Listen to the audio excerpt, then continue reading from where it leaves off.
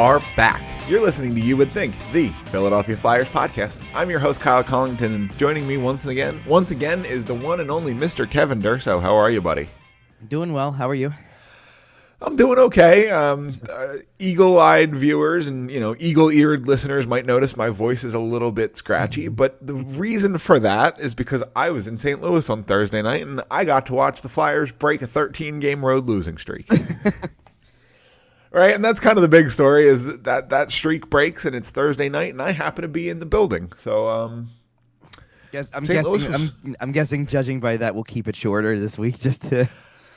Yeah, we're going to be keeping it shorter this week. Rest your voice a little bit. I mean, listen, I said last week when we did Monday, right after the deadline was over, pretty much. I mean, by the time we came on and recorded our show, I had already gone on air for ESPN. I had gone, you had a big day. I had another podcast I was on before that on O&B. So, I think I talked for 3 hours straight once we were done our portion.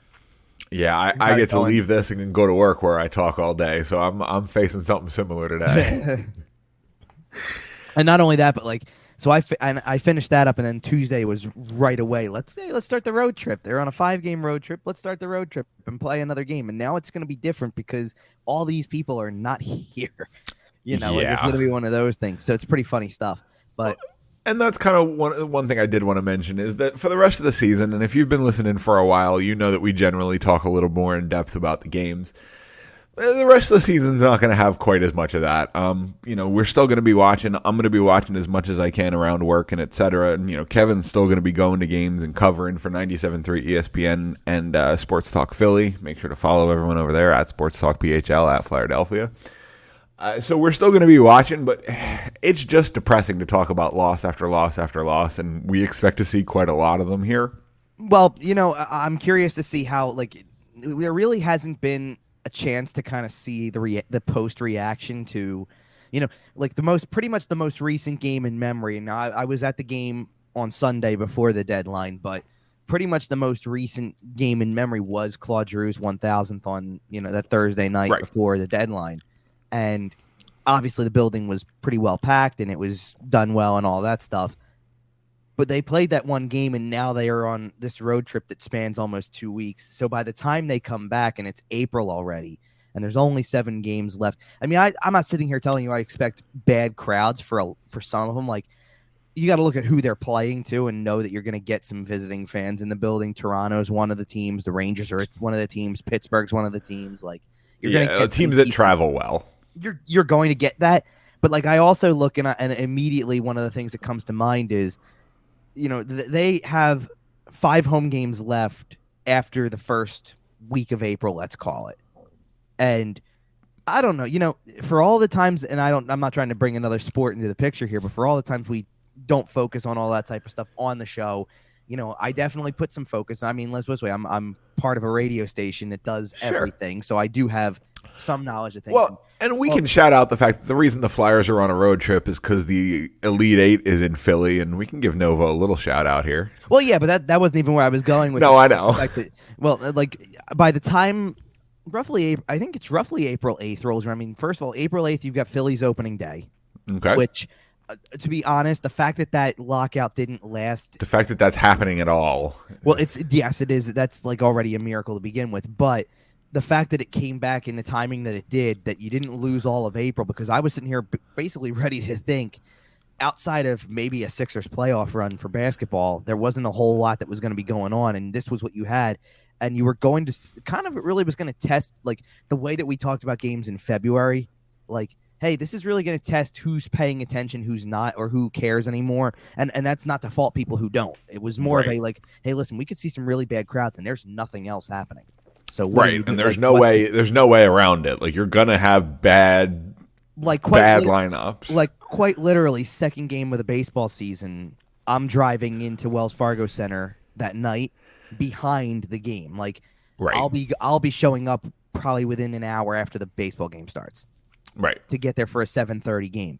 And it's I think it might be the only time all year I compete with a crowd because, obviously there's not a whole lot going on in April. Right.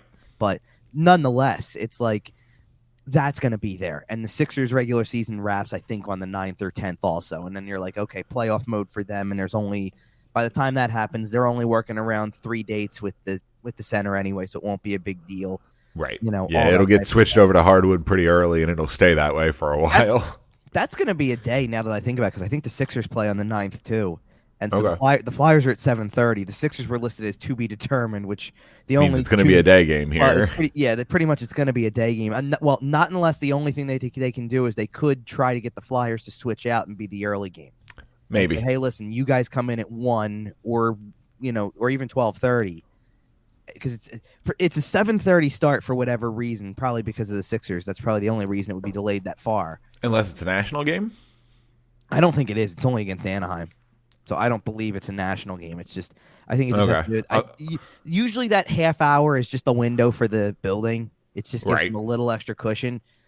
But most people it makes me laugh whenever, like, you remember that game, the Eagles game that happened down the stretch of the Eagles season that literally directly competed with a Saturday night Flyer game, and nobody really showed up to the Flyers game anyway, but nonetheless, it was one of those days where you're like, hey, listen, all these people competing with, like, it was funny because it was like something that people hadn't experienced in 2 years.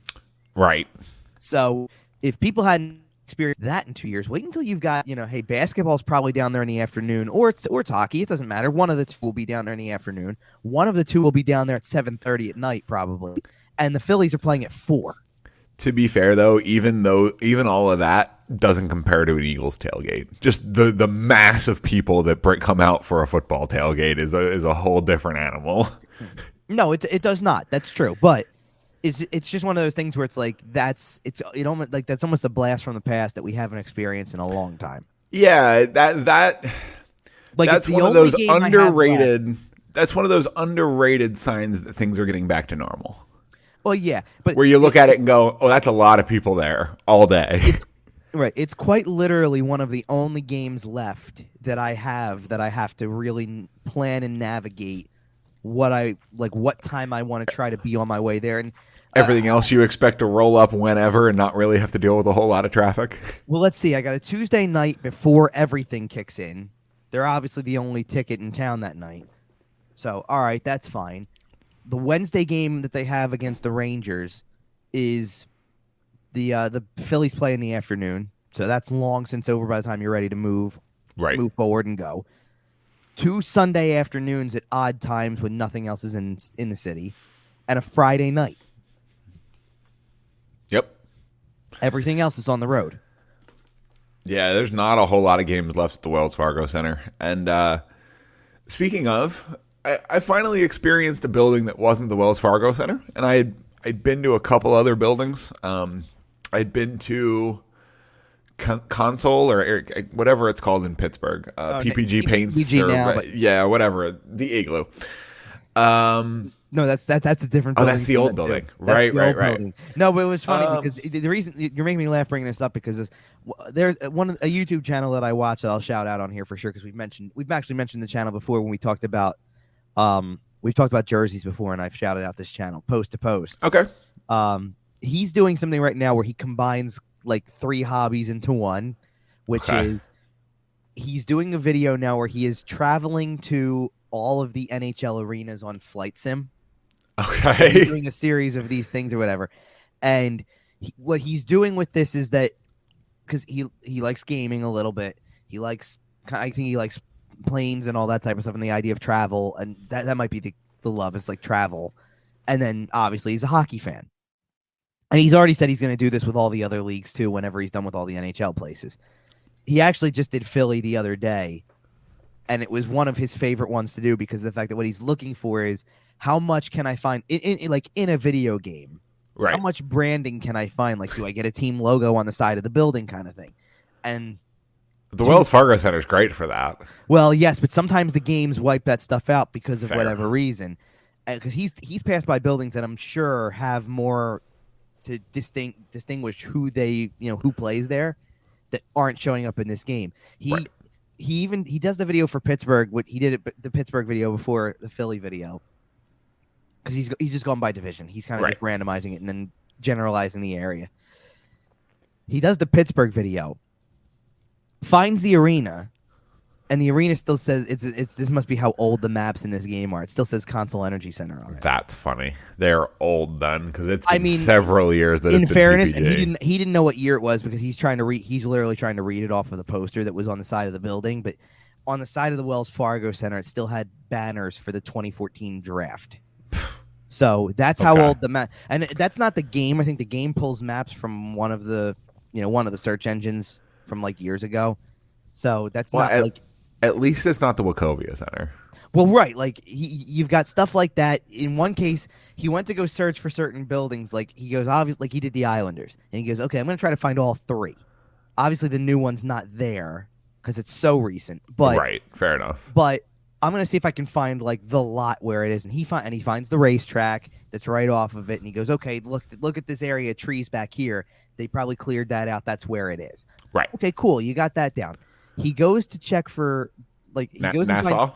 He goes to check for Barclays Center and finds that, and it was not much branding on it. Other than it did say Barclays on it, but didn't have much. Right. He goes to find Nassau, and Nassau he finds it, but Nassau looked like this tiny little thing that like came like in terms of a rendering in a map came like an inch and a half off the ground. Okay. And these other buildings are coming off, and they're like a foot off the ground in this scaling that they're doing to show you it and whatever. Like it looked way more realistic in terms of size. This looked like nothing was there. That's funny. It was really funny. And because you hear him sitting there like, and it's funny, he's doing these and he's getting very disappointed about like ones where he can't find branding or he can't, or it's not like one of them he flew over and it's like, what was it? It's not there or something. Oh, Buffalo, I think it was like, there's nothing there. Like it's there, but it's like this little two-dimensional box, so you can't even really see the arena. Okay, that's funny. And he's like sitting here going like, "What? Like this is very disappointing." It's pretty funny stuff because he's got a lot of stuff that's like he's got a lot of different branches for the type of stuff he posts. It's kind of a fun respite from like a channel that does straight up hockey talk. Like, hey, I'm going to talk about whatever. He does it on rare occasion, but you know. Yeah, post to post seems cool, and maybe at some point we'll reach out and see if invite him on the show. I don't know if he does a lot of that type of stuff. His collaborations are much more, like his collaborations are much more. Hey, people send me stuff and I'll review it. Like he does a lot of jersey concept videos. He does a lot of things like that. He's much more of a jersey content kind of guy than anything else. But nonetheless, I mean. We could find multiple channels that we could pull from down the line. There's a lot. So real quick, since you mentioned jerseys, we don't have to spend a ton of time on it. What's your opinion on the reversible Toronto jersey? I didn't hate the one that they actually wore in game. The Toronto Maple Leaf side of it thing? Right. Like I actually think that's I don't like the way that the logo looked on the front in terms of like it looked like it was almost like cut into pieces, I guess is the best way to put it. But I didn't think that the idea of having a solid black jersey with blue striping and the blue logo on the front, I didn't hate that, to be honest. It was very outdoor game of them, kind of in a way. It kind of reminded me. But it was cool. It kind of reminded me of the jerseys from the All-Star game a couple years ago. In St. Louis, I think, the ones with the music notes on them, right? Which is like the plain horizontal stripes through the middle, right? Because it was supposed to represent a musical staff, and that's musician talk coming out for me, but nonetheless, I understand. But that was a cool concept because everybody had the same kind of thing going. It was either all black with like gray stripes, or it was white with gray stripes going through it, kind of. Right, and I'll be honest, I didn't love those as All-Star Game jerseys because I think All-Star Game jerseys should kind of be bright and colorful and like a big flashy advertisement for your game. But as an alternate jersey kind of inspired off of that, I did like what the Leafs did, and I think it looked really, really, really, really good. You know what I did like about those All-Star Game jerseys as opposed to this year's or a lot of other years? There's an element of it that I like, that they blended everything together to the same color scheme while putting the team logo for the player on the front. Okay. Like, it's still a good representation of the player without necessarily changing up. Like, when you're wearing two distinct colors, you still know what team you're on. Right, for sure. So it's not like they all had to just wear the NHL logo on the front. Now, I'm not saying that I would take that away because that makes a lot of sense. I actually didn't hate this year's versions of that, to be honest. This year's versions was very World North America again. Yeah, which I and kind of dug like. that. Color scheme wise, it was very that, and I am a fan of that. So, actually, you know what? It was that. It was the days of the fantasy draft with like team. I mean, the first year they did it was what, Team Chara and Team Alfredson or something like that. It was something crazy like that back in the day. I remember, that to me, that's my ideal format. Fantasy draft all-star game is my ideal format. Yeah, because you like it because of the fact that that, like, much like the NBA is doing right now, there's some ribbing involved to who gets picked when, which is always a fun thing because you want personalities to come through. Exactly. And then you mix up players like that you don't see commonly, like the idea that you could get, just for example, from this past year, that you could get a Johnny Gaudreau playing with a Claude Giroux because they're not in the same division, not in the same conference, but drafted to the same team. Ovi begging to get picked last. I need a car. Don't pick me. Right, but even down to something like, because like Ovi and Crosby would play on the same team, conference wise or division wise. Right. But what if you got an Ovi McDavid situation or a Crosby McDavid situation? It's like it's everything that you want to see in either the Olympics or in the World Cup kind of stuff. Right. And like, how you get it, like you'd be able to get in an all-star game at 3-on-3. I was going to say, for the record, I like the 3-on-3 format. Keep the 3-on-3. Keep doing the exact same tournament you're doing because I like that. Just fantasy draft your rosters, man. Just throw all the players in a pool, especially if you're going to do it in a place like Vegas. Would you Would you keep the format also the way that it is in the sense that the 3-on-3 is fun, but I don't think you can't just do 2 teams of 3-on-3 constantly. You're going to have a game that's like 25 to 23. 4 teams. Right. Still 4 teams. So still 4 do the tournament. drafted. I want 4 captains. That's great. I think that's a good idea. That's even better. You're going to have trades. You're going to have shenanigans. You get to put an event on. Well, we had a trade. What was it? They traded. God, it wasn't Subban for Weber, right? Somebody did a trade, and it was a meme of a trade. I remember that it was a meme of a trade, and I think it involved Tyler Seguin, but I can't remember exactly what happened.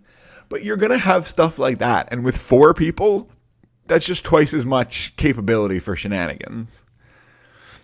Come on. You can't tell me that a 2-hour production, or even a 1-hour production, however long it's going to be, of a fantasy draft with 4 NHL captains. Yeah. And even if you want to go 1 from each division, just because that's a nice, easy setup. Well, sure. Like you do the same thing you did this year where it was, obviously circumstances changes, but it would have been what? Ovi, McDavid, trying to figure out who else had captaincy, if you will. Like Giroux ended up as the captain because Ovi wasn't there, but Ovi was the captain. Right. McDavid was definitely it. Who would have been in the Central? Was it Kane? Might have been. It might, or did Kane even participate? Now that I'm thinking about it, I can't remember, to be honest with you. Brinkett was in it for Chicago. I remember that, but I'm trying to. The All-Star game feels like it was 6 months ago. It really does. I don't remember any of this stuff anymore. One of the Atlantic would have been somebody from one of the top teams. It would have either been probably a Boston guy. It could have been one of those types of guys. It was. Or it might have been Matthews in the Atlantic okay. Yeah, so Matthews. Yeah. There you go. So you're taking part of that away because you get Matthews, McDavid, Crosby, or Ovechkin, and then pick a guy from the Central. Oh, the Central probably would have been McKinnon. Okay. There you go. But Somebody like that, McKinnon, and get those 4 superstars and say you pick your team. You're 3 people on the ice. Let's just throw this out. It could be McDavid, Kaprizov, Hedman. Ooh. That's fun. Come on. Come on. Kaprizov scored another goal late last night, too. Which I know he did. He is something else to watch. He is sensational. All right, do we get back to this road trip? Yeah, I think we get back to this road trip and specifically this game against the St. Louis Blues because it's the only game I really care to talk about in detail because it was my first game in over 2 years. Well, I'm gonna try to get us into the St. Louis one really quickly by just brief recap of the other 2 because there's not much to talk about. God, we do have to mention the Detroit game, don't we? Well, the Detroit game, I don't want to just dismiss. First of all, it's a game where the score looks worse than what it was because it scored 2 empty net goals at the end, which I certainly don't understand at all what the strategy was at the end of that. The first goalie pull was bad. It was awful. It was just executed supremely poorly, and it seemed like the guys on the ice didn't know the goalie was out. I'm thoroughly convinced the Flyers tie that game, not late in the third, but they tie that game if they don't give up the 4th goal at the end of the second period. Okay. If it's 3-2 going to the third, the way that they started to play throughout the third, especially, I'm convinced they would have tied that game up and it would have been possibly an overtime situation. I agree. But, and I give them credit for kind of clawing their way back at that point, because when they give up the third one and it's now 3-0, I mean, the first period was just awful, and it was really not a surprise at all. And then the third one, the third one was probably the one that made a lot of people start to tune out, because the second period wasn't starting any differently. And, like Joel Farabee scores right away after that, and you go, oh, okay, Joel Farabee scored. That's cool. And then they get another one, and it's like early enough. Like, it's still before the halfway point of regulation, and you're like, oh, well, 3-2, okay. And they pushed for most of the rest of the second period until late, and that's when they give up the one that I kind of figured was the dagger, and that was pretty much all she wrote on that one. I mean, they were in the game. They got the third one to make it a 1-goal game again, and then the goalie pull was just terrible. So they really didn't have, it's one of those games when they play a team like Detroit and you see how much young talent they have. Detroit's on their way, because Detroit will, at some point, with Lucas Raymond, with Moritz Seider, with Zadina, with the way Vranis playing right now after coming back from his injury, they've got enough good young pieces that eventually somebody's going to take notice of how close they are and be like, hey, you want me to put you over the top? I'll put you over the top. And some free agent's going to go in there at some point. I don't know which one, but somebody's going to decide, hey, you know what? I can do something here. By the way, I just wanted to mention it. It feels like it's been a while since we played Detroit, and I didn't notice him too much in the last game. Moritz Seider is good. Seider didn't have the best game against the Flyers the second time around. The first time when they came to Philly, he was outstanding. Right. But then he played them again over the weekend. I don't think he was as... He might. Well, I think he was noticeable enough, though. He scored the game winner that day, I think. Yeah, he was very good. Like, I think he had a game below his standards for the season he's been having, and he still looked spectacular. Yeah. So he's starting to look He's starting to look a whole lot like everything we wanted Sam Morin to be. I don't know about that, because I feel like they're two. No, I feel like they're two different players. I think he's what everybody wanted Shane Gostisbehere to be, because he can defend better. Man, but he's got some offensive skill set. He's also big, man. He is big. I'm not taking that away from him. He's big. He's got that big German tank musculature. When you think about the way that Gostisbehere was advertised as a skater coming in, and then watch him skate, it's everything that they wanted, in all of the other areas. Because he's not just Gostisbehere became kind of a one-trick pony. Yep. Offensively, with hey, it's just get it back for the clapper from the top. Yeah. Yep. Just he's gonna unload. And defensively, you knew what kind of player he was. Seider's a better defender. And Seider's got more versatility as an offensive defenseman, because he's doing it in so many different ways. He's got some skill moves to his game. He scored a game winner against the Flyers earlier this year because he just let go a wrist shot through a screen. Yeah. That's it. It's nothing complex. He is a spectacular talent. Yeah, he really is. And I like Lucas Raymond a lot out of that group. I knew that was a good fit for them when they drafted him. That's not a shock. But everything else about that team as an up-and-coming team, they've got guys who are veterans who are perfect for them. Yeah. Like I said, I think Vran is still young enough that you don't even have to, he's a veteran, but you don't have to look at him as a guy who's got no future. I think he was on that Washington Cup team, right? Yeah. He's got that experience? Okay. Yeah. I think a guy like Sam Gagner is perfect for them. Absolutely. So perfect for them in this situation. And even defensively, you get a young guy like Seider in there and you're going, hey, you know who's going to play next to you? Danny DeKeyser. Yep. And you go is DeKeyser a great defenseman? No, he's not. He's not great. He's perfectly adequate at this stage of his career. But you've got more coming from a youth standpoint, and you can go out there and probably spend some money down the line. I can't wait for 3 or 4 more years. The Red Wings get real good again and start clashing with the Colorado Avalanche again, while being run by Joe Sakic and Steve Yzerman. Oh. Come on!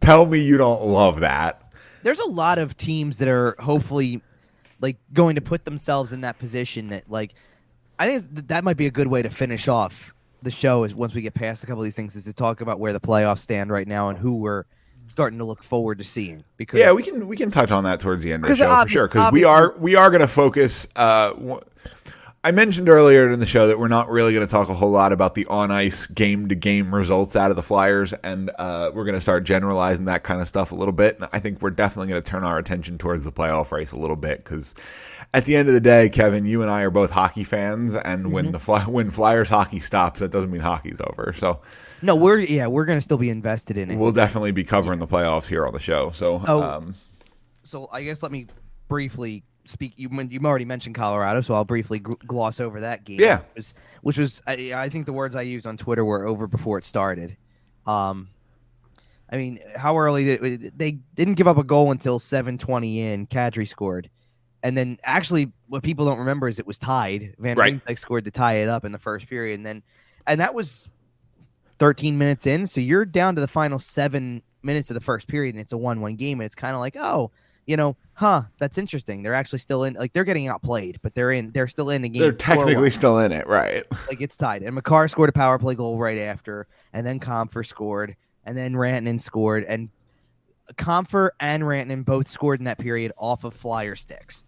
Yep. So it was that kind of game, like Nick. Not Steelers, a whole lot Martin Jones could do about it. Well, no, that was Hart that night. Oh, I'm sorry. You're right. Jones got the start in St. Louis. Started in St. Louis, yeah. But it's going off Nick Seeler. Like, it was. It was funny. It was the exact kind of game, and there was a change because Oscar Lindblom didn't play in St. Louis, came back from Colorado, and Travis Konechny played in St. Louis and then played really well on Friday, while dealing with a little bit of an injury. So there's guys banged up that they didn't play.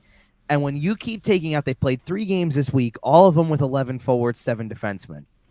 And when you take out guys like that forward-wise, even if Lindblom has had like a year where you're like, hey, listen, he's not the player that he was like 2 years ago when he was really getting hot right before everything. But I'm sorry. I look at that defensive group of 7 and go, what did you expect? Why have 7 of these people earned a spot in the lineup? No, I don't say that because the fact that I sit there and I go, okay, like Sanheim Ristolainen is a regular pairing. I can't take that away.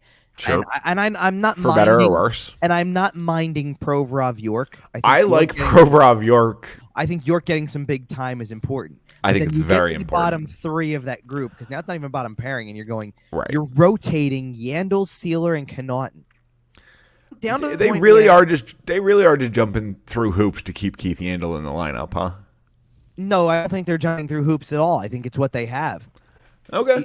Even Zamula was hurt this weekend again, so he wasn't in the lineup for some reason. So until they can bring him up for good, you're not going to see anything different. Like, embrace the fact that York is getting legit playing time, and the rest are going to be there. It's just the way it's going to be. But that whole first period, Kadri's goal is through a screen. Who's screening the goalie? Nick Seeler.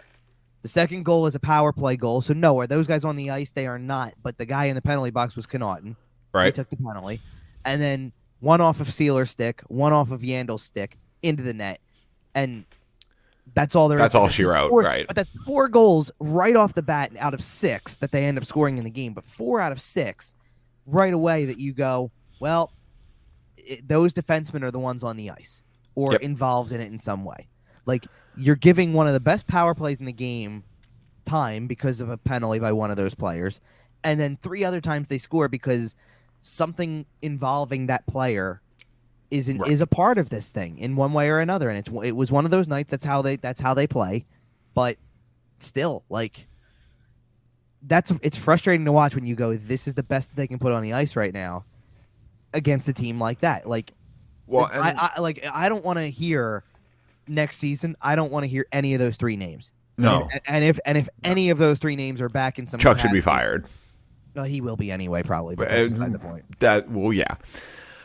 So one thing that these lineup deficiencies have caused, in the addition of Sean Couturier still not being back and Scott Lawton being out injured, is that we saw some of this week. And if you're watching on our YouTube channel, I just popped up a banner. Joel Farabee played some center this week. Yeah. And this isn't something we've seen a lot out of him in his career. I don't really think he played a whole lot of wing at a center at lower levels either. But he looks okay. He was kind of listed as both coming up towards his draft year.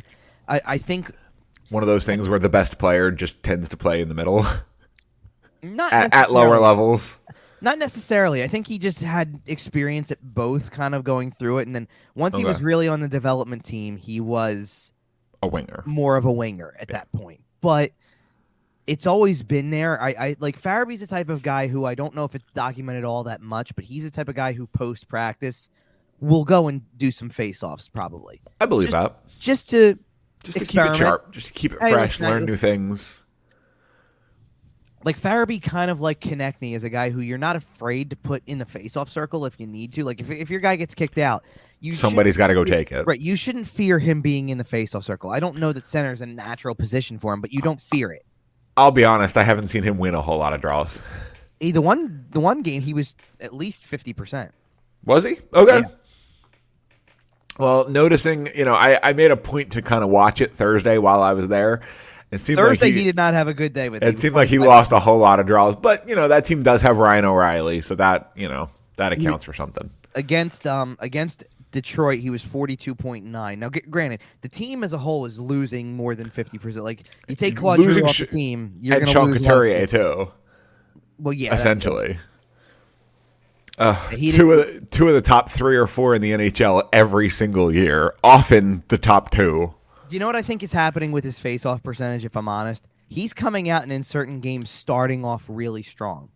And maybe it's as the game gets a little bit more out of hand, and that's when it's like, because I remember seeing games where he's was at least at 50%, like in the first period, halfway through the game, like whatever. Well, and maybe as these games get out of hand, Well, and maybe it's one of those things where there's a bit of a leveling game to the face-off, like how you actually go about it. Maybe guys are just figuring out his tendencies, and later in the game you're winning more face-offs. If you haven't done it, especially if you're not as experienced with it. Like you're right. Like when he's playing Colorado or he's playing St. Louis, you've got O'Reilly on the other side, you've got McKinnon on the other side. Like these guys could take you to school. He is playing as the top line guy, kind of. Right. Theoretically speaking, so you're not exactly getting a relief of guys you're facing in face-offs to start with. He probably would be winning more if he was doing it like third line. Probably, if he got some better matchups and not going against Ryan O'Reilly. But let's go into that, because first of all, we had a little bit of a side discussion about this whole topic, because I'm of the thought process of why not. Sure. Why not, and B, I think the player expresses an interest. How can I help even further? I mean, okay. Here's the thing with Joel Farabee. You've got a guy who sure looks like, for being a pretty humble type of guy, as it would appear, because there was a whole big thing when Giroux played his 1,000th that Giroux had said, "Oh, this is a guy who's going to break my records," and Farabee's very much a come on, no, don't do relax, that. Right? Or whatever. And he's been one of their best since, as is kind of expected, because he's been one of the best players on the team for the last 2 years. But he's continuing to do a bunch of different things. Like his game is very rounded right now. It's evolving. In terms of he's obviously not, he's still scoring, he's still setting guys up, he's still showing off good skating ability, but now he's playing center. He's playing a different position defensively to an extent. He's taking face-offs. He's fighting people. He's willing to fight people, even if the linesman won't let him. Well, and then he did later on. He did in the Colorado game. I gotcha. I just right. Like I'm saying, man, I'm sitting there in the building, and I think I'm gonna watch Joel Farabee drop the gloves, and all of a sudden the linesman's diving in there, and I'm standing up screaming, just so you know. Oh, right. But either way, it was, he's doing a lot of things where it's like he's willing to be that guy, and I know maybe one of the questions, and we don't have a banner for it, but it's okay, because one of the questions that comes up a lot is, who's the next captain of the team? And I'm not saying Joel Farabee is. There isn't one for the rest of this year. You know what? I was going to bring this up. Are you surprised if Joel Farabee's wearing an A next year? That I might not be as surprised about. I think it's too early to put the C on him. I'm not going to, No, I think, first of all, and this is why they won't name one for the rest of this year, you got to see who even makes it. Yep. To be honest, I don't even know if you can sit there and I'm not trying to sit here and say some of the obvious shouldn't be on there. Listen, you could sit there and just as easily say, he's not playing for the rest of the year, which makes it a little bit different. But you could easily just say, Sean Couturier, you're it. I have a feeling that's the answer. And this is all, of course, assuming Claude Giroux doesn't sign back, which we've talked ad nauseum about. You're right. But, and we're not going to get into it. But assuming he doesn't, because that's the most likely option, Of the guys you have here, I think Sean Couturier is the easy answer. It's definitely the easy answer. Now, I don't know if it's going to be the right answer. I see other candidates that are veteran type players. Like I said, I think Scott Lawton's well liked, so I think he's a dark horse. I think another more obvious choice, not as obvious as Couturier, but an obvious choice is the way that Cam Atkinson is as a veteran. Okay. That you could very easily go there. And he did pick up the A immediately upon Claude Giroux leaving. Well, he did for now. I don't know. Sure. Well, no, because I'm saying Lawton was wearing it for a little while and he's not playing. And Couturier is not there. Couturier is not there. There's flexibility in the captaincy group. I understand that, but the fact that Claude Giroux left and then the next game Cam Atkinson was wearing an A. Oh, exactly. So those are things right now for me that I'm like, they won't name one for the rest of the year because why bother? Nor should they. And I think the whole case of that right now is who's even here next year. And I don't even mean and I definitely don't mean it from the sense of, oh, well, you don't know if Claude Giroux's coming back or not. I don't mean it from that. I mean, how aggressive is this retool? Pretty much, but not just how aggressive is the retool. How aggressive is everything? How much changes again on the roster where you're like, hey, listen, because I feel safe in talking about the three names that I just brought up pretty easily because I don't think they're going anywhere. I agree. But you've got either other veteran guys or other, I'll call them younger veterans because they've been here for a while, but they're not old players by any stretch. Like the Provorovs and the we've had the discussion. Is Ivan Provorov going to be here next year? Is he a possible off-season trade? Is Travis Konechny going to be here next year? Is Travis Sanheim going to be here next year? There's a lot of that middle. I did answer a lot of these questions on O&B, by the way, and I think the Sanheim one is the easiest one to answer. I think he's here. Okay. And I say that because of the fact that you don't sign Ristolainen into the deal you just did with everything being, hey, I like playing with Sanheim, and then trade Sanheim. Fair. After a month and a half more of games. And by the way, I do want to say that playing next to Rasmus Ristolainen, Travis Sanheim has looked a lot more confident in terms of taking the puck and pushing the rush. Yeah, when he wants to, and when he needs to continue. Yeah, I agree. I think he is good at it. And I think when he is doing it and doing it with confidence, it is supreme benefit to the team. It definitely is, and he's done enough. I mean, listen, I think it was the Detroit game, if I'm not mistaken. Ristolainen had an awful game. It was the Detroit game. He basically pushed Carter Hart into the net on the first goal, and then I think he deflected the second one in. Yeah. Rasmus Ristolainen had a tough night. He was a -3 pretty quick, I think, or something of that sort. I don't think it was a straight up minus. Maybe it wasn't a straight up minus, but you get the point. It was not good. They did bounce back in St. Louis. They had that pairing had a good game. A lot of them had good games in St. Louis. To be honest, it was a surprisingly good game. They knew I was there. Yeah, I guess that means you got to really start traveling, don't you? Listen, if the team wants to pay for my accommodations, I will happily follow the team on the road. I mean, you saw what happened when they went to Colorado and they play, post recording this, they're playing Nashville. Nashville can definitely, I think Nashville now, if you take away Justin Braun, Claude Giroux, Derek Brassard, who all were involved in that game a couple weeks ago.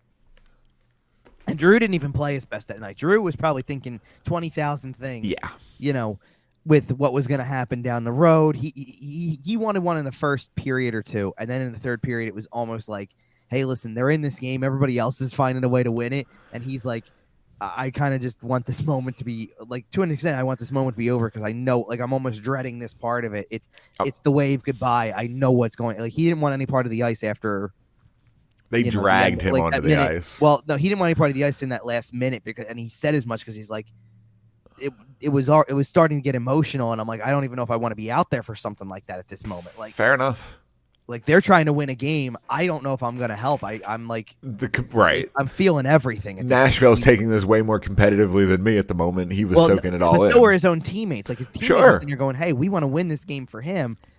And he's standing on the bench don't put me out there. Don't put that on me. I'm not in a mindset right now to finish this game off. I know what I'm doing in 60 seconds here, But that's a really good Nashville's a really good team, and I'd wonder, this might allow us to start shifting gears to a couple things around the league, but yeah. Well, we're still talking about the St. Louis game a little bit, but because I want your opinion, because you looked like you had a good vantage point for a lot of what happened. I mean, you were down the end where they scored.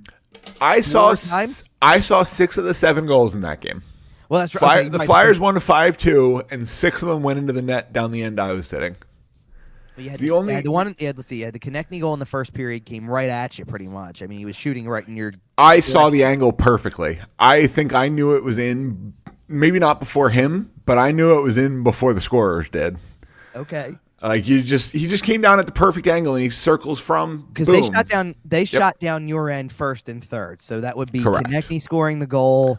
Whatever was in the third period. So Hayden Hodgson scored his first NHL goal. That's a great in story his first NHL game. The guy who played, they popped it up on the screen the other night against Colorado. They did, because this was a nationally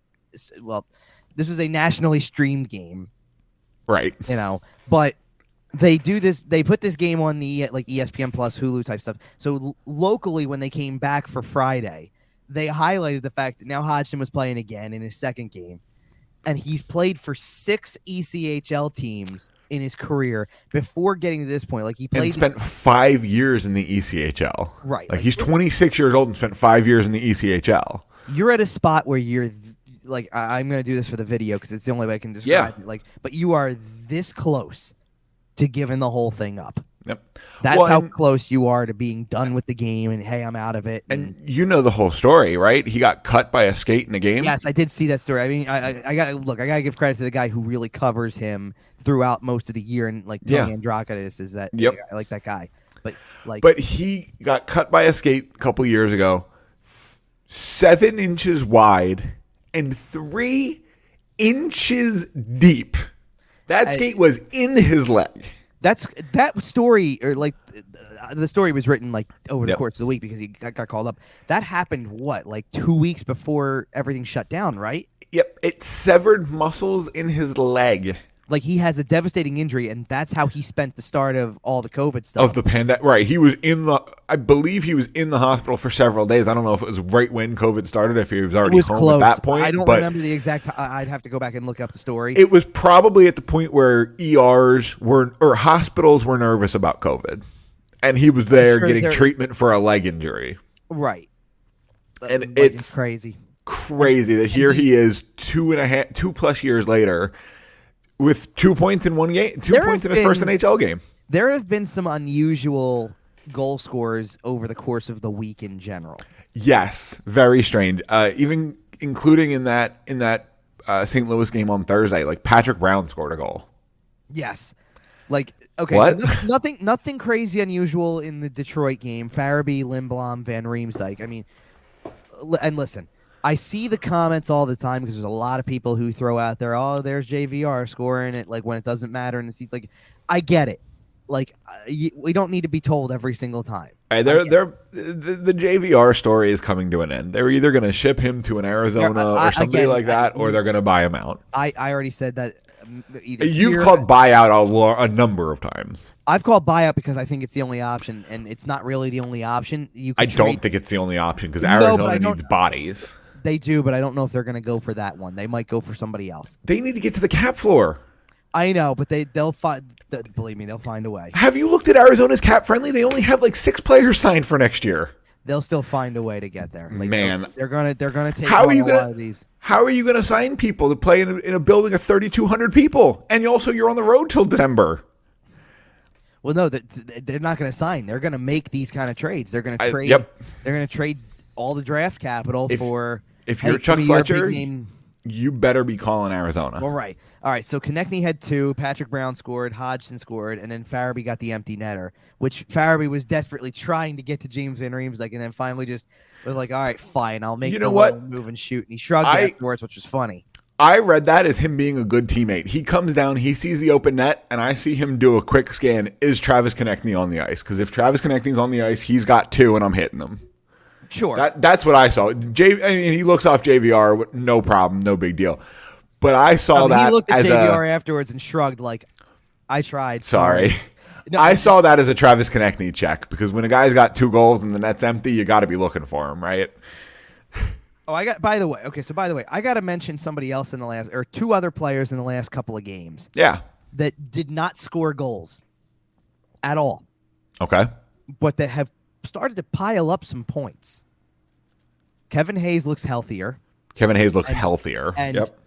What did he have? He had at least 2 assists in St. Louis because he had a really strong game there. He had a good game. He played a lot in St. Louis too. Like they went on that power play right away, and he was on the ice for almost that whole power play. Yeah. And then how about Cam York?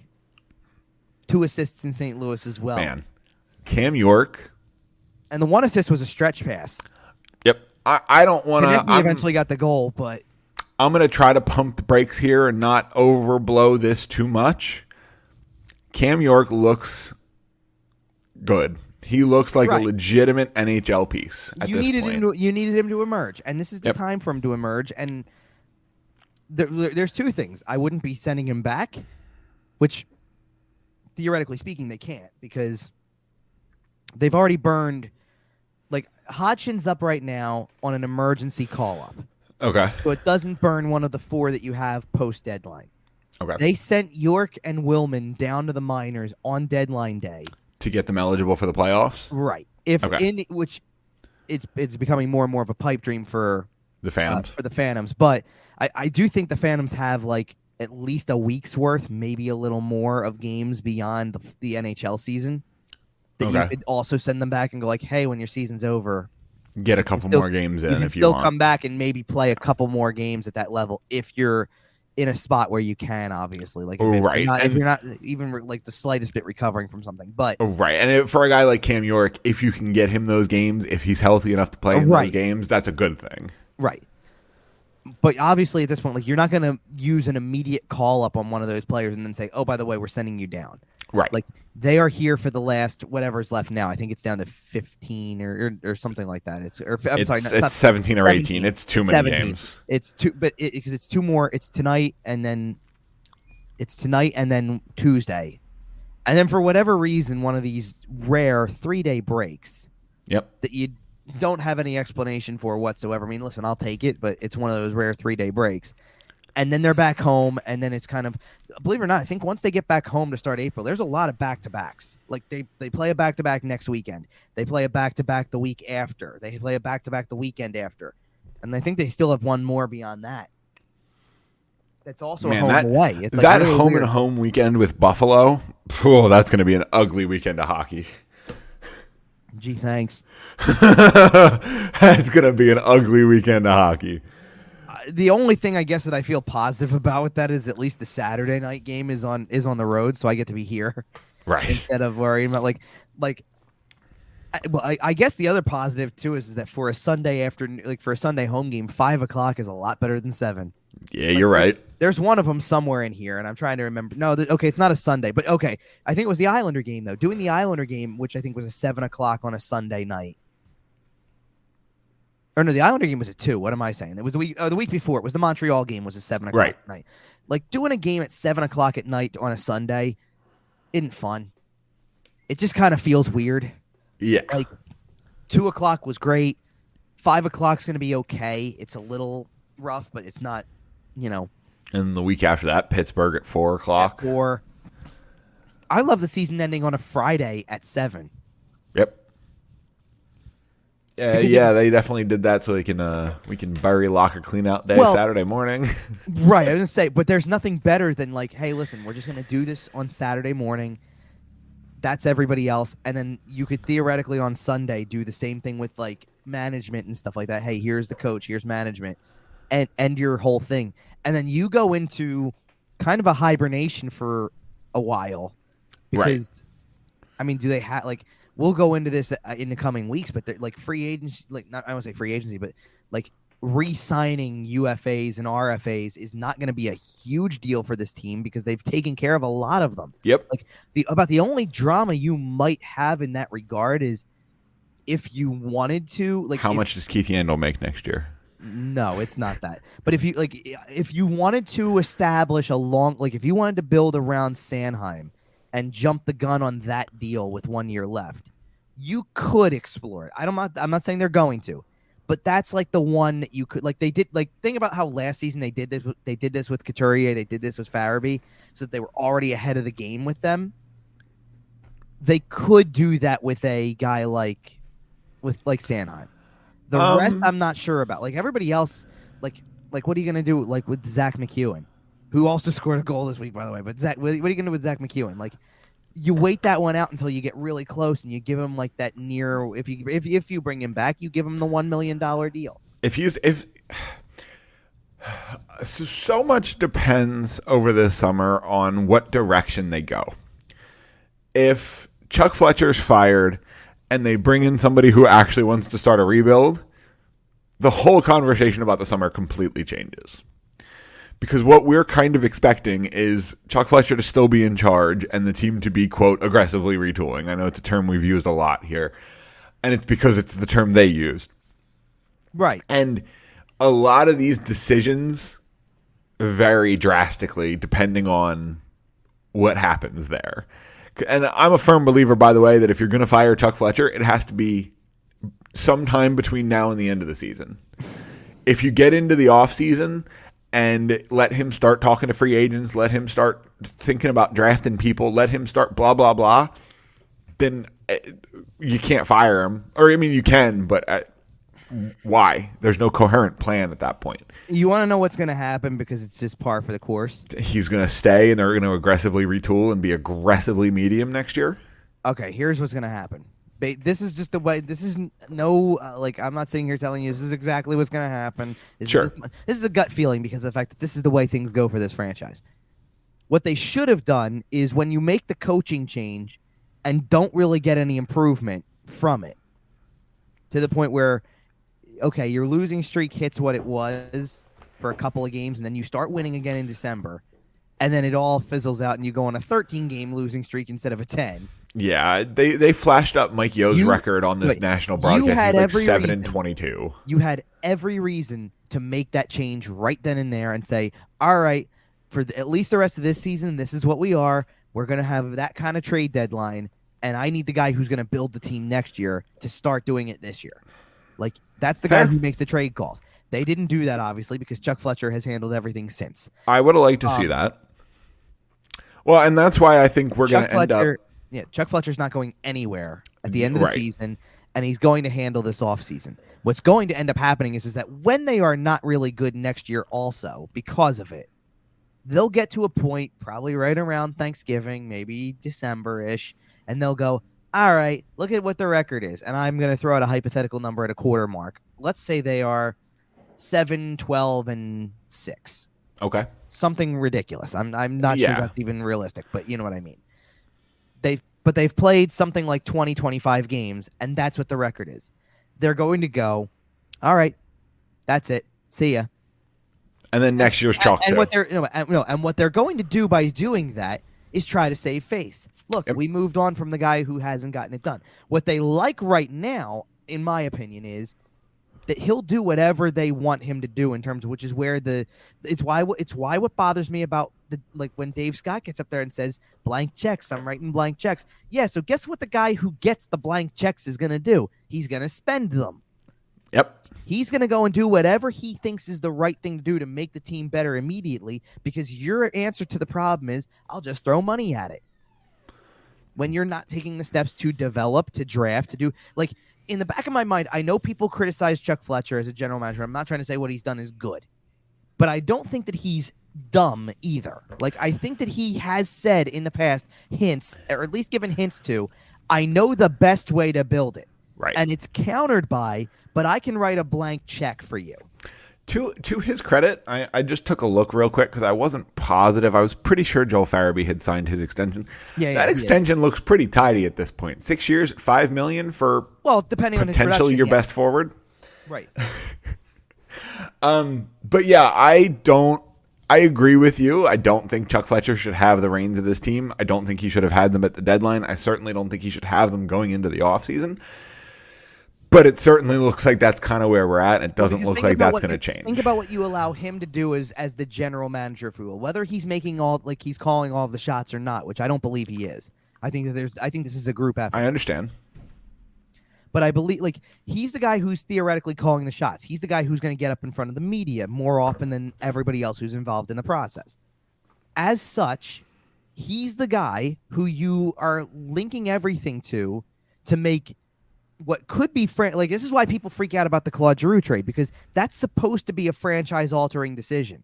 You're trading a captain, a leader of the team, a guy who played 1,000 games here. You're ending one chapter and opening up a new book almost. Oh yeah, and that was like what you got back while having no leverage, and I understand that.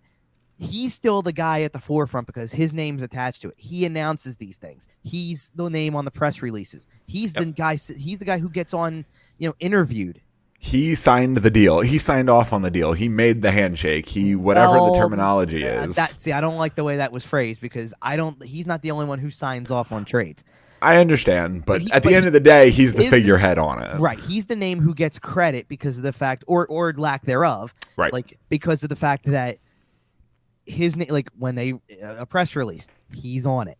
Not to say that like Dave Scott was on a press release too about Giroux, but that's beside the point. He's just a figure who comes in and gives a statement because he wouldn't make a statement like Dave Scott's name isn't on a press release for the trade of Justin Braun. Oh, right. Or Derek Brassard. Right. It's on the release for Claude Giroux because you're talking about 1,000 games. Well, right. And you even mentioned it, the end of an era, right? All the signage in the building with Claude Giroux's face on it was coming down. Like, yeah. Dramatically changes the whole entire face of your franchise. So when you have that happen, not even just when you have that happen, but so Chuck Fletcher's the name that's attached to it. He's going to be the name that's attached to everything with it. Then he's attached to these potentially franchise-altering trades, which you're hoping you go and get something that makes a difference. He's also the guy who's attached to the decision to an extent, or a bigger extent than maybe it should be, of who coaches the team next year. Yep. Which so what happens? Think about what happens if you fire him mid-season after he hires another coach. Yep. And then that coach is probably gone too. I don't know about that because of the fact that somewhere down the line you might have an agreement in place where you're like, let's put it this way, they have to tread lightly on the coaching decision anyway if they don't keep Yo. It's going to be John Tortorella. I don't know if they can do that, to be honest. And I'll tell you why I don't know if they can do that, because of the fact that John Tortorella is another big name coach who demands big money. You are paying $10 million to Alain Vigneault over the next 2 years. That listen, if you want to listen to everybody who says blank checks and do that, be my guest. It would be It could either be a disaster or it could be great for people who are in my shoes. I was going to say, tell me it wouldn't be fun from a media perspective. Because we'll always have something. You're right. But I don't know how they go anywhere with that decision. I think I'm going to go back to, I don't remember if I said this name. I probably did. I guarantee I did on a previous episode back in December when we were talking about all this stuff. But I'm sorry. If you want me to get behind a name right now today, I'm getting behind David Quinn. Okay. I like David Quinn. I'm getting behind a guy who does not give you crazy high expectations. I'm getting behind a guy who is more of a placeholder. Right. That to be honest, you don't have to pay him a lot of money, not to the level of some of these other coaches. You don't have to worry about paying off what you still owe to Alain Vigneault for firing him. Right. And you can be, I don't want to say in 3 years you're going to be great. But you can do something where you go, hey, you know what? In 3 years, it'll be time again. And I know people don't want to hear, hey, there's another coach coming in. But then maybe you are in that spot where you go, all right, it's go time. Or maybe David Quinn's a good enough coach this time around that you don't feel that need. I personally would like to see Travis Green, former coach of the Vancouver Canucks. Yeah, and I don't hate that name as a guy who I think could be a developmental type coach. The problem is it's going to be Rick Tocchet. I don't think it is, actually. The more that I keep hearing stuff, the more I don't think it is at all. I think we'll see, and I think something that I've talked about in this show for a very long time about who the true decision makers are on this team, and it's something we've kind of discussed ad nauseum here. If Bob Clark and Paul Holmgren have their way, I'd be surprised if Rick Tocchet wasn't a finalist. Even if they don't end up hiring him, I wouldn't be surprised if they interview him and are deep into talks and blah, blah, blah. Man, you know what? Between extending Rasmus Ristolainen for 5 more years at $5 million and hiring Rick Tocchet as your coach, we're doing a great job getting that tank going. I mean, they are and they're not, because beating St. Louis is not exactly helping your cause either. No, but it was fun, and I'll take it because I was there. I know.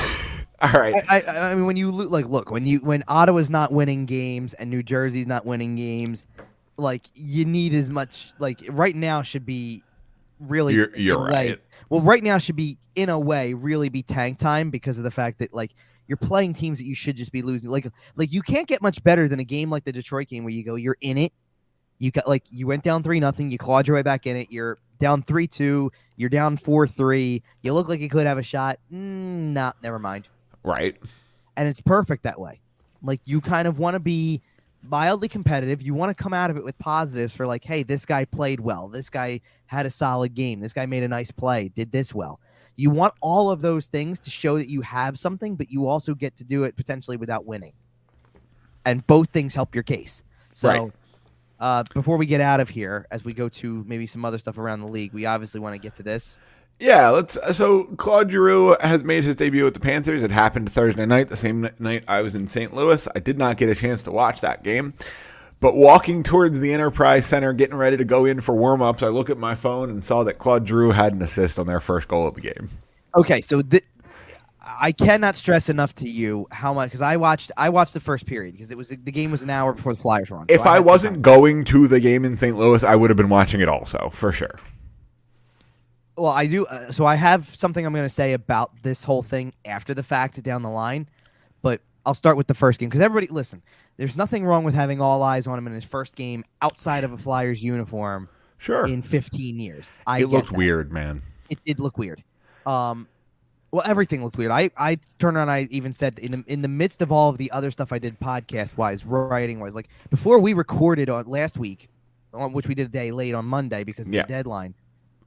I wrote up his introductory press conference and then saved all the Chuck Fletcher stuff for the next day because all of it kind of came out right. Like he didn't get to talk until close to 6, and then I was recording all night.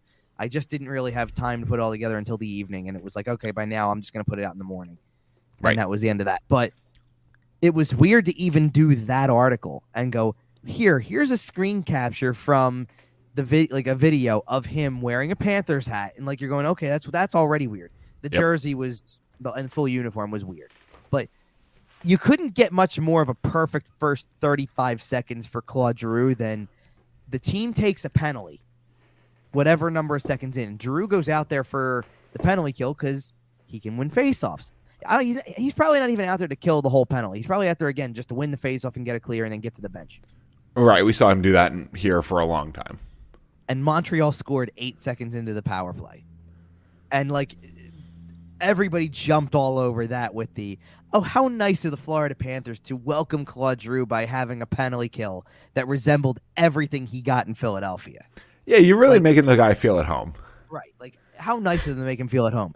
And then 8 seconds later, off of that, they scored their first goal of the game. Giroux got an assist because he won the faceoff pretty much. Hey, who else got an assist on that goal? Oh, Robert Haig.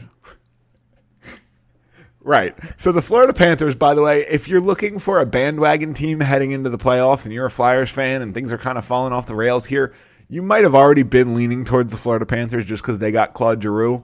Well, they also have several other former Flyers, including Robert Hagg, Radko Gudas, and longtime Flyers legend Sergei Bobrovsky. I cannot stress enough how much this is becoming Flyers South. If the LA Kings used to be Flyers West, you've got Flyers South now. Man, why couldn't Florida trade for Jeff Carter? I don't know. But either way, so Giroux has the assist on that goal. He got an assist later in the game too. So I believe he ended up with 2 points in that debut. I have to check because I think there was some people who said something about one was going to be taken away somewhere or something. He still had 2 assists, and then I believe he had 2 assists again in game 2. On Saturday when they played He Ottawa. did. He's got 4 assists in 2 games, which is no just goals. Very Claude Giroux. It's a very Claude Giroux stat line, 4 assists. Okay, now I do want to voice something, and I have no problems doing this we'll do this down the road because I'm sure we're going to do this all the time. I have no problem if people want to make this their team because he's on it and you want him to win. It is an acceptable bandwagon option for sure. I just don't need. Here's what it is. I will be able to see what he's doing because I see what most of the scores are every night. I really don't need I'm not going to, and I hope that other people who do what I do aren't going to spend every single night for the rest of the year updating what he's done when it's not relevant to the game at all. Like, I don't mind if he's putting up points. If you wanna tweet out, oh, Giroux got an assist on this. Like I don't love it. I wouldn't personally do it, but I don't have a problem with it. Like he's the most interesting thing to follow for the rest of the season for a lot of Flyers fans. Right, but you're gonna have 2 months to do that, hopefully, if all goes well. And I said at meeting, when their season's over at the end of April, you can go full Claude Giroux watch. Go and I have a feeling a lot of Philly outlets will. Right, and I'm prepared to do the same thing. Like when we're talking playoffs, when I'm not tweeting about the Flyers specifically because there's nothing happening, then yes, I will be all over a bunch of situations because I will be all over. Hey, you know what? Justin Braun gave 3 years here, and the Rangers are doing this in the playoffs. I think you should make goal graphics for Claude Giroux, Robert Hagg, Radko Gudas. You're lucky I have a goal graphic made for Owen Tippett. Did you have a Hayden Hodgson one? No, because first of all, and I'll tell you why. Actually, it's a good reason. Usually, the picture that I put with it is from a home game, and he hasn't played a home game yet, obviously. Not to mention the fact that I had nothing. I don't even have a preseason game with the guy wearing a jersey to sit there and say, "Hey, listen, I'll grab something from that." He's never worn a Flyers jersey before. Pretty much. I mean, the guy had never worn a Flyers jersey up until Thursday, and then happened to score in it. So, like, I'm not. You got caught out a little bit there. But there's no shame in that. Actually, and that this is why I don't even have something prepared with that. Even when Jerry Mayhew was scoring goals, I grabbed his headshot at least and used that. By the way, he scored for the Anaheim Ducks on Saturday night. I know, right? So I don't even have a headshot because he's so newly signed to the team in general with a standard contract that they didn't even have a preseason headshot of him. That's really funny. Like, at least with Mayhew, there was. Like, okay, yeah, before the season started, regardless of whether anybody thought he was going to be up here or not, he did take a headshot wearing a Flyers jersey. He's in the organization, right? Because he's in the organization, exactly. They knew there was a chance, but okay. So, but I just hope that that's not like every single night because Florida's playing on the same night that the Flyers are, or vice versa, or whatever. Right.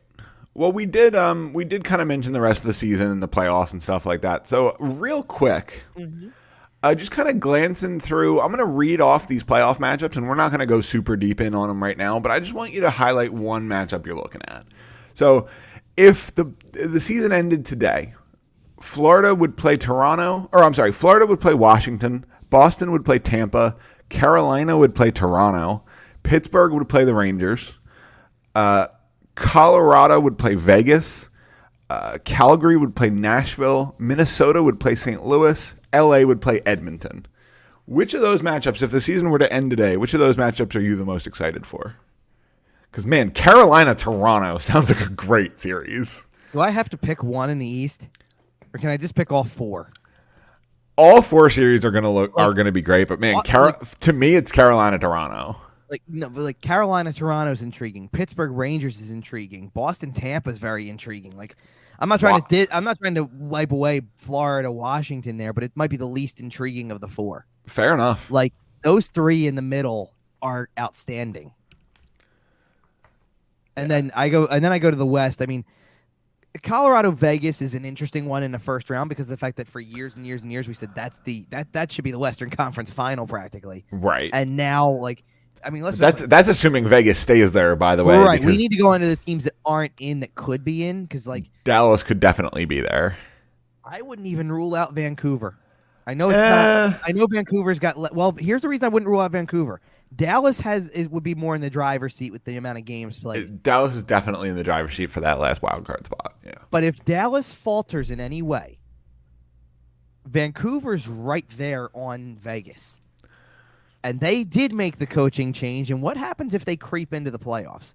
They're a just problem. What happened? I wouldn't even rule out Winnipeg right now because Winnipeg's only 4 back. Okay. I think that's where you draw the line because I think after that, San Jose. Yeah, it falls off a cliff. There's not enough time left. You know what? I must say, Anaheim kind of falling out of it here is disappointing because they looked like a really fun team early in the year and they've kind of maybe they've regressed back to where they probably should be, to be honest. And that's probably an experience, to be honest. Like, they've got a lot of experience when it comes to goaltending.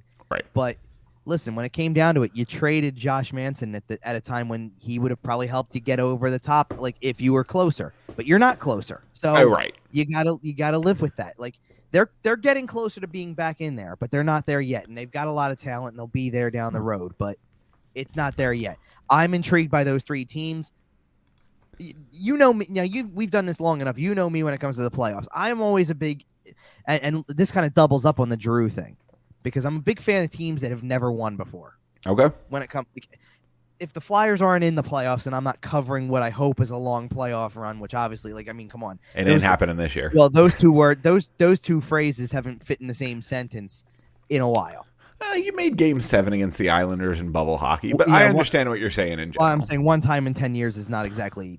I know, but you were one period away from the Eastern Conference Finals. But like, okay, so here's where I'm at. Like, this is where I mean when I'm like what I mean when I'm saying this. Boston Tampa Bay is an intriguing playoff series as a hockey fan, but I don't know that I want either team to win because I've seen it. Right, they both have success in the last 10 years or so. And to be like, here's the thing. To be honest, I'd be more okay with Boston winning than Tampa Bay because it's kind of getting old. It's been longer, right?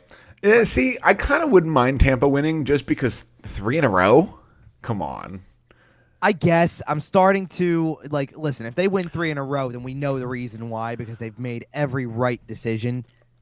I think that's why I'm so in on this Carolina-Toronto series. Because, yeah, I know Carolina's won, but they don't have any players on the roster from that team except Rod. And Toronto, obviously, we all know 1967, blah, blah, blah. That's a fun series, man. Also, just give me Freddie Anderson shutting down the Leafs in a playoff series. It's poetic if it happens. The dream here out of that whole thing is if we get it down to Florida, Carolina. Like, make that the conference final, and I don't care who wins because either I'm getting Florida, who's never won a cup before in their franchise history, and Claude Giroux's getting his shot, or I'm getting Carolina, and Rod Brindamore deserves one as a coach as much as he deserved one as a player. And the NHL rejoices because you have 2 southern markets deep in the playoffs. I kind of like that screw you aspect of that too, where it's like who needs your major market? These are 2 of your best teams in the league right now. Deal with it. It's going to be LA and Vegas out of the West. I don't know about that. I mean, if Vegas makes the playoffs, they're dangerous, man. Like, I know we talked about them potentially missing, and they're kind of in a spot where they're pretty vulnerable at the moment. So when I look at the West, like, to be honest, there's not many teams out here I'm like opposed to winning in the West. It's in there right now. I mean, Colorado hasn't won since Ray Bourque. It's long overdue, and they've got a great team, and they've got a bunch of players who would have earned it. They deserve it. They're full-blown in their Stanley Cup window. I'm going to tell you right now, I watched the tail end of the Minnesota game last night. That team's fun. That team's good. Yeah, and Marc-Andre Fleury changes things there. I'd love to see it. St. Louis got theirs recently, so it's kind of less of a thing. Yep. I don't think St. Louis is good enough to make it that far anyway. I agree. I think you have one of 2 teams coming out of the West, and it's Colorado or Vegas, honestly. Calgary's there, too. Never mind. I was going to say Calgary would be a really fun one because Calgary's another one of those teams. They haven't won in a while either. Calgary. Any Canadian team hasn't won in a while, so, like, take your pick. If right now, I mean, the shame of it is that in the East, you're going to get one representative. That's it. Toronto's it. Right. All the eggs are in that basket. In the West, it's probably 2. Vancouver, Calgary. Vancouver and Winnipeg. Winnipeg. Edmonton. It's not going to be Vancouver and Winnipeg. No, it's Calgary and Edmonton right now. Right. And then you might get a Vancouver or a Winnipeg to sneak in if somebody's in the right spot, like at the right time. If they're in the Vegas spot, you got to. Now, do I think that team's going far? Probably not. Like, I'm sorry, if you're Vancouver or Winnipeg and you creep into the playoffs and then get Colorado. Well, and here's the thing. We can say probably and we'll win and blah, blah, blah. We've seen it before, man. Well, right. The playoffs are a whole different ball of wax. Well, and if it happened in the West this year, it would be a Tampa Bay Columbus situation. Right. It would just be one of those. I mean, no, Colorado is not on that level. Colorado's not winning 62 games, but Colorado's going to win 50. Colorado's good. Well, right. Like, Colorado is pretty much at this point, I would say, the odds-on favorite. Out of the West, I would say. Yeah. Well, out of the West, but in general, I mean, it feels like it. It's hard to bet against the two-time champs. It is. I don't know how they're not your favorite. Like, there are two teams right now that are better than they are in their own conference. But are they better, or is Tampa Bay just pacing themselves? Well, we'll see when the playoffs roll around. I mean, right, because Tampa last year was a good team, but they weren't as dominant as they were, the year they lost to Columbus in the first round. Right. I like Tampa better than Boston, and then that's where it starts to get interesting. I think Florida's more geared up for a playoff run against Tampa this time around than they were last time. Florida is geared up. I even think Carolina is in a position where they've made some moves where you go, they're gearing up. Every team that made a move outside of Tampa, who also made a move at the deadline. Every team in the East added. But every team did, because every team turned around and looked and went, we got to be ready for that. We got to be ready for that team in particular. And it's an arms race, and Tampa's sitting at the top. But by preparing for that team, you're preparing yourself for everybody else. If you're Carolina adding, you're not just sitting here saying, I need to compete with Tampa. I need to compete with Florida too. I need to compete with Toronto, Carolina. Every team felt the need to add to their roster for that reason. Yep. And we'll see who gets there. That's gonna be one of the best things about the playoffs, is that race is wide open because of the fact that every team is literally made a move that says going for it. The Absolutely. West and then the West is just wide open in general because it pretty much has been the entire season. Colorado's really good, but they're not immune to losing. Yep. And you know what? I think that is a good place. We're going to end here with a question. Who do you think makes the playoffs in the West? What matchup are you most excited for in the East? Who do you think comes out of the East? You can tweet us at YWT Podcast. You can tweet Kevin at Kevin_Durso. While we're here, so we kind of forgot to put the ticker up today, but if you're watching on our YouTube channel, we usually have our little socials ticker going there at the bottom. Make sure to follow us on Twitter, like I just said. You can find the show anywhere you find your podcasts, Spotify, iTunes, Google Podcasts, sportstalkphilly.com. Make sure to follow them at SportsTalkPHL, at Flyerdelphia. You can find the podcast up there. Kevin usually posts it the day after we go up. And Sports Philly, yes. Yep. So that usually goes out on Monday morning. I'm trying to figure out exactly, because the game is on at 6:00 tonight Eastern time. Yep. So maybe I'll delay the start of the release of the pod for an hour to get to 9, because the game will be over by then. You can hear us talk after the fact. Yep. But we will be. If you're not interested in the post game, the general usual post game stuff, you can listen to us. Yep. I do want to close out with the fact that since we just did all of that playoff talk and all that type of stuff. Yeah. If you are going to tweet at us or tell us who you think is going to make the matches or whatever, you are going to get a good look between now and our next show at 3 of these teams. Yep. Because Sunday night is Nashville, Tuesday is Minnesota, Saturday is Toronto, and they're all going to be on display. I mean, they get more than that for the rest of the year. Who else do they play? I know they've got the Rangers twice. Washington's on the schedule. Toronto's on the schedule again. Pittsburgh's on the schedule. They might play Winnipeg in a game that Winnipeg needs. Right. That Winnipeg game matters down the stretch. For them, For them. Well, all of those games kind of matter to me in a way, because I even sit there and go, for the last 2 games of the season where it shouldn't matter, Winnipeg might need it for a playoff spot. And if Ottawa beats you, they might pass you in the standings. Right. And for Ottawa, it could very well be draft lottery seeding. Yep. It could very well be that might be a real ugly game if both teams need a loss. Well, and for what it's worth, I say the same thing about the back-to-back against Buffalo and the game against Montreal later that week. Yep. You're down the stretch with less than 10 to go, and you play Buffalo twice, Montreal, and Ottawa. I mean, Chicago's becoming less of a factor in this because Chicago's come close enough that they're creating a cushion. You're talking games that might have some serious impact for draft lottery purposes. Yep. After the fact that you get all of these playoff teams in between just about every single game. And we are going to start turning our attention here on the show towards the future, towards the draft, towards the offseason. I know you heard a little bit of that today. And all right, we're going to go ahead and get out of here. Make sure to follow us. Subscribe to the YouTube channel. You can search us over there, and we're trying to grow it over there. And we premiere our episodes every Sunday. So tonight at 9 for everybody who watched. Usually 8 o'clock, but A We're little gonna do later 9 tonight just to get it past the game. Well, and so. I don't even want to say like commit to anything because there are a couple more Sunday games in there. The afternoon ones will help us, but I think there's a night game in there somewhere where we'll figure it out. Yeah, that one might be an early premiere. I would say. You know what? Maybe that's what we'll do. The Ranger game that's at 7. That might be what I did. I did that for the Montreal game that was at 7 too, where we premiered ahead of the game. We premiered at like 5:30, 6 o'clock to get the whole episode in before the game started. We'll probably do that next week, and then from there it's the usual 8 o'clock premieres because you got a couple of games that are early enough for that. You've got off days. It's good stuff. But we're here for the rest of the year for you, and then playoff time. And then we'll be back. Yep, we're only a couple of weeks out from the playoffs. I'm starting to get excited. So until then, we'll be back next week, and we'll see you.